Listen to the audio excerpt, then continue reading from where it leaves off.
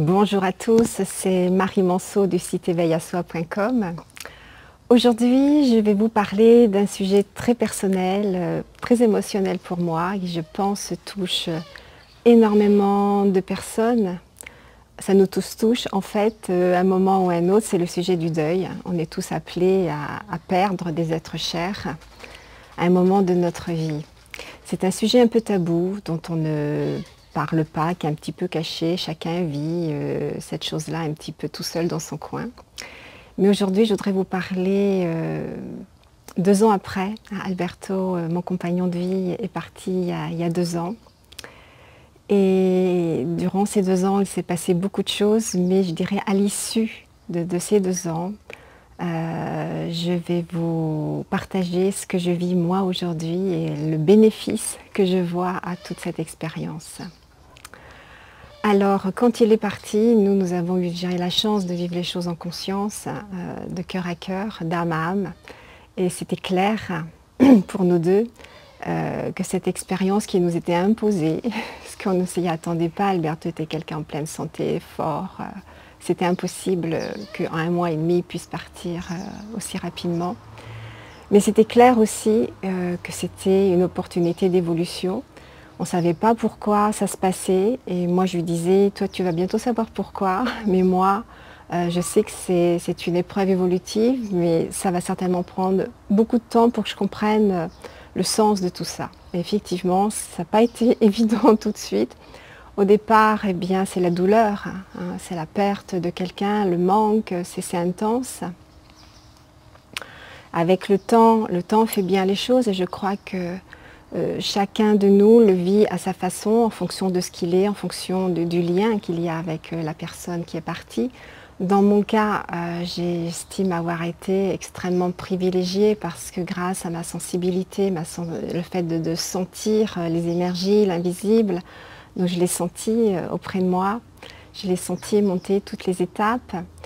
Et je dois dire, donc moi je ne partage que mon expérience, hein. Donc je ne dis pas que je détiens la vérité, mais je dirais c'est notre expérience en fait que je vous partage aujourd'hui. Et moi j'ai senti que, eh bien, il y a des étapes.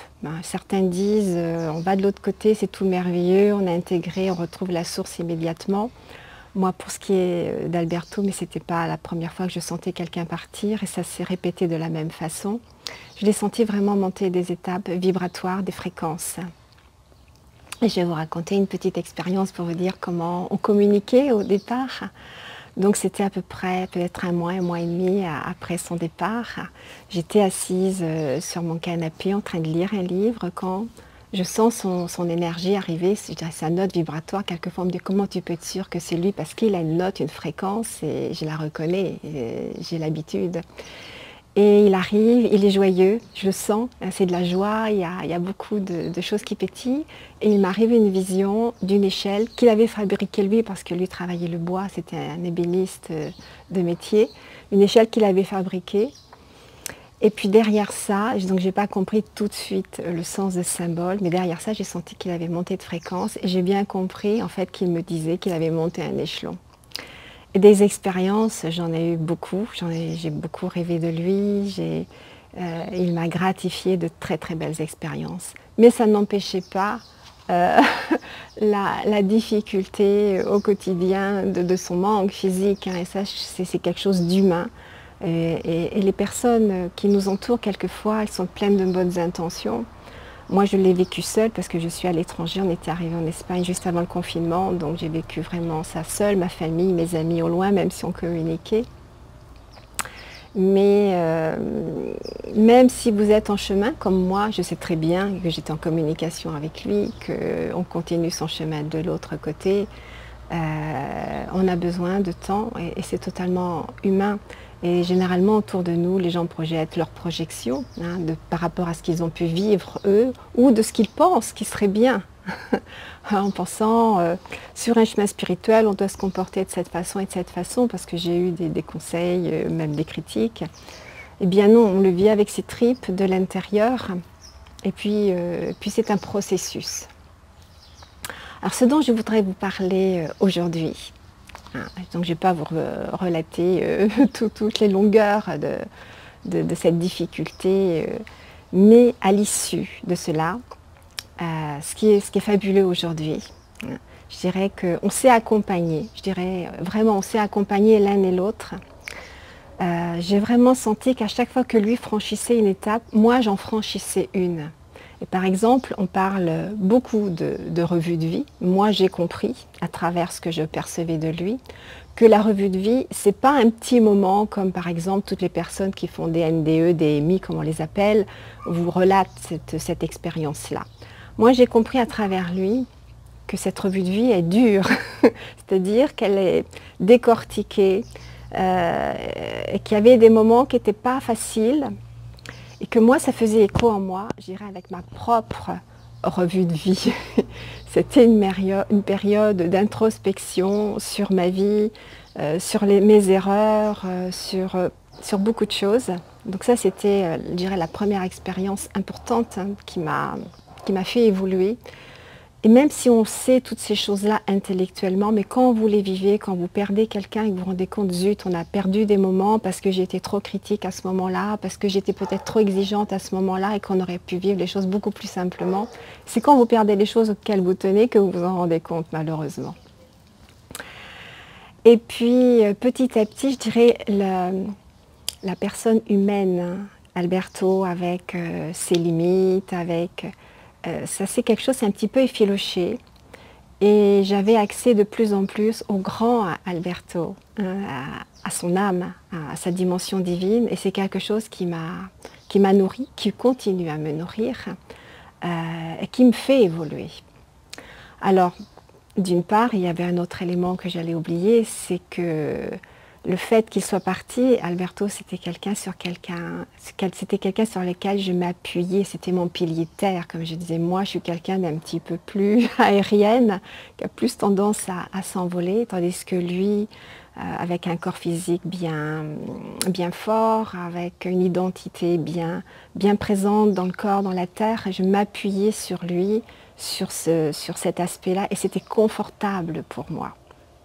Donc évidemment, quand il est parti, c'est comme s'il y avait une partie de lui qui m'habitait, qui est partie, et ça m'a laissé un vide énorme.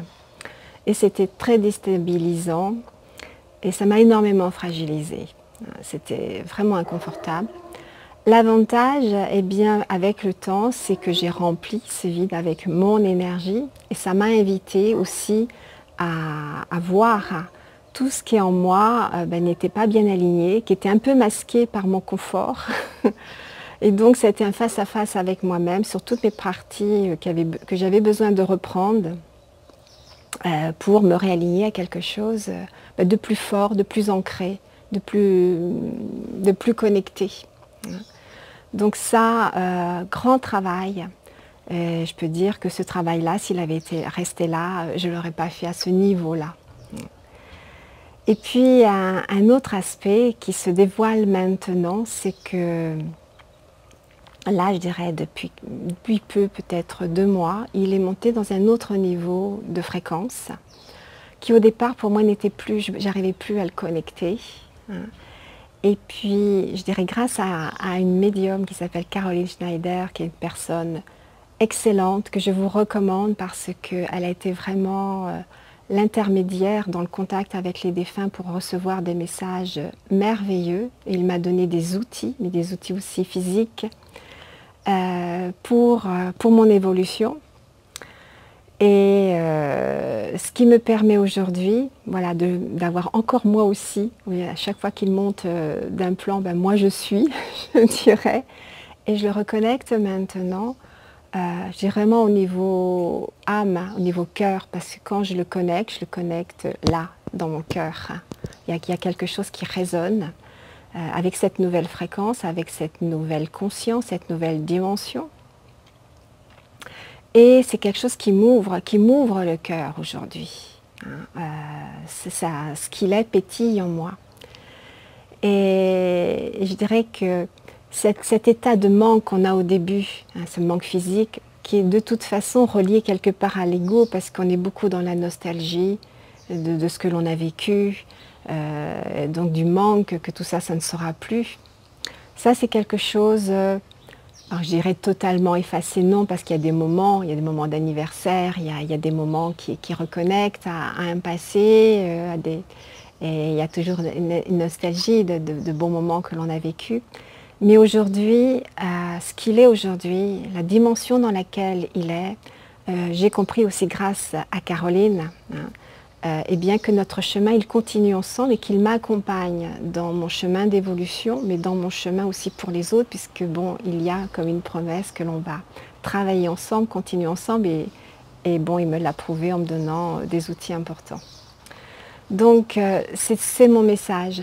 Chaque épreuve, au départ, même si on ne comprend pas ce qui se passe, parce que quand ça nous tombe sur la tête, c'est douloureux à vivre, et puis on est des humains, on le vit avec nos tripes, mais elle porte son ferment, je dirais, sa promesse évolutive. Et ça, il n'y a pas de doute, parce que moi, au départ, j'étais incapable de voir ce que je pouvais en tirer de bon de cette expérience-là.